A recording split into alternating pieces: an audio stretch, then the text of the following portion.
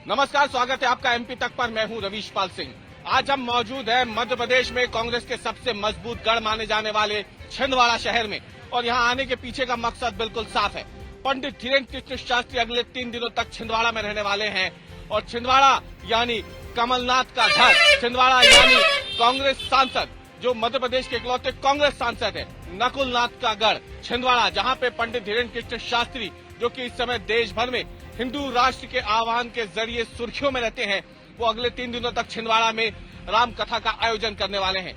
कमलनाथ और उनके बेटे नकुलनाथ दोनों ही उनके स्वागत के लिए पलक पावड़े बिछाए आज छिंदवाड़ा में दिखे, जहां नकुलनाथ आज पंडित धीरेन्द्र कृष्ण शास्त्री की अगवानी करने हवाई पट्टी पर पहुंचे। उसके बाद नकुलनाथ उन्हें लेकर के अपने घर पहुंचे, जहां कमलनाथ ने उनका आशीर्वाद लिया, तिलक लगाकर, हार पहनाकर। और आपको बता दें कि आखिरकार क्यों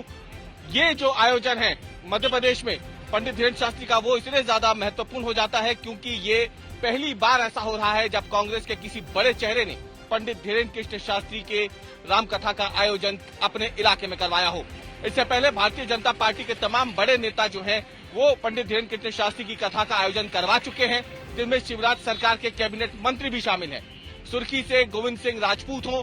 जो परिवहन राजस्व मंत्री हैं, या फिर सुवासरा से हरदीप सिंह डंग, जो शिवराज सरकार में कैबिनेट मंत्री हैं। इन्होंने अपने अपने क्षेत्र में, विधानसभा क्षेत्र में पंडित धीरेन्द्र कृष्ण शास्त्री की कथा का आयोजन करवाया, और अब कांग्रेस के सबसे बड़े चेहरे, जो कांग्रेस के सीएम पद के दावेदार भी हैं, कमलनाथ, उनके क्षेत्र में ये आयोजन होने जा रहा है। एक तरफ कांग्रेस जहां भारतीय जनता पार्टी पर जबरदस्त तरीके से हमलावर है, बेरोजगारी को लेकर, महंगाई को लेकर के, भ्रष्टाचार को लेकर के, तो वहीं दूसरी तरफ कांग्रेस भाजपा को अब उसके ही हथियार के जरिए, यानी हिंदुत्व के हथियार के जरिए चोट देने में भी जुट गई है। ये आयोजन इसलिए भी ज्यादा महत्वपूर्ण हो जाता है क्योंकि इसके जरिए एक बार फिर से ये बात साफ हो जाएगी कि मध्य प्रदेश के विधानसभा चुनाव में कांग्रेस जो हिंदुत्व का तड़का है वो एक बार फिर से लगाने जा रही है, क्योंकि उसका ये प्रयोग 2018 के विधानसभा चुनाव में सफल हुआ था। कांग्रेस को 15 साल का सूखा खत्म हुआ था जब भाजपा चुनाव हार गई थी और कांग्रेस की सरकार बनी थी। अब आपको बता दें कि एक बार फिर से चुनाव से ठीक पहले अगर ये आयोजन हो रहा है तो इसका कांग्रेस को क्या फायदा मिला था। कांग्रेस जो है, एक तरफ देखिए कर्नाटक विधानसभा चुनाव में भी बजरंग बली का मुद्दा इतना जबरदस्त तरीके से छाया था कि वहां पर आखिरकार कांग्रेस को इसका फायदा मिला, और कमलनाथ ने मध्य प्रदेश में ये कहा था कि अब बजरंग बली का आशीर्वाद मध्य प्रदेश में कांग्रेस को मिलेगा। तो ऐसे में एक तरफ हनुमान भक्त कमलनाथ की छवि, और दूसरी तरफ हनुमान के सबसे बड़े भक्तों में से एक पंडित धीरेन्द्र कृष्ण शास्त्री, जो बागेश्वर धाम के पीठाधीश्वर हैं,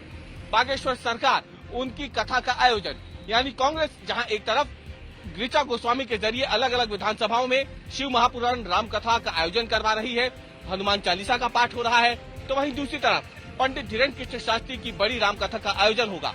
वैसे तो आपको बता दें कि छिंदवाड़ा की जो सभी सीटें हैं विधानसभा की, वो कांग्रेस के खाते में है। कांग्रेस का ये सबसे मजबूत गढ़ मध्य प्रदेश में माना जाता है, जहां पिछले कई सालों से कमलनाथ सांसद रहे, केंद्र में मंत्री रहे लंबे समय तक, और अब उनके बेटे इसी छिंदवाड़ा शहर से सांसद है। वैसे कांग्रेस को यहाँ बहुत ज्यादा तकलीफ या दिक्कतों का सामना नहीं करना पड़ता है, लेकिन कमलनाथ के गढ़ में राम कथा का आयोजन ये एक संदेश देने की कोशिश है कि सिर्फ भारतीय जनता पार्टी हिंदुत्व की बात नहीं कर सकती, मध्य प्रदेश में कांग्रेस जो है वो भी जय श्री राम के नारे लगाती है। और एक तरफ जहां कमलनाथ की छवि एक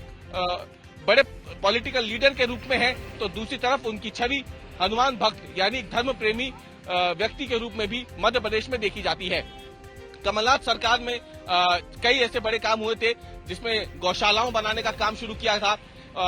राम वन गमन पथ की योजना शुरू की गई थी, महाकाल मंदिर विस्तार की बात हो या दूसरे मंदिरों के जीर्णोद्धार की बात हो, उस समय ये विचार कमलनाथ सरकार में भी आया था। अब एक तरफ हनुमान भक्त कमलनाथ, जिन्होंने इसी छिंदवाड़ा शहर के सिमरिया में 108 फीट ऊंची हनुमान मूर्ति की स्थापना करवाई थी, वहां एक भव्य मंदिर बनवाया था, उसी मंदिर प्रांगण के पास भी ये कथा का आयोजन भी होने जा रहा है। तो जाहिर सी बात है, इसका फायदा एक तरफ भारतीय जनता पार्टी जहां आरोप लगा रही है कि चुनाव देख करके कांग्रेस के नेता जो है वो हिंदुत्व का चोला ओढ़ लेते हैं, तो दूसरी तरफ कांग्रेस ने अपनी लाइन बिल्कुल साफ रख दी है कि इस बार विधानसभा चुनाव में पिछले 2018 विधानसभा चुनाव की तरह वो एक तरफ भाजपा को जहां महंगाई, बेरोजगारी और भ्रष्टाचार जैसे मुद्दे पर घेरेगी, तो दूसरी तरफ अपनी छवि पर जो बार बार हिंदुत्व के नाम पर चोट भाजपा की तरफ से की जाती है, उसके काट के रूप में इस तरीके से बड़े आयोजन भी करवाएगी।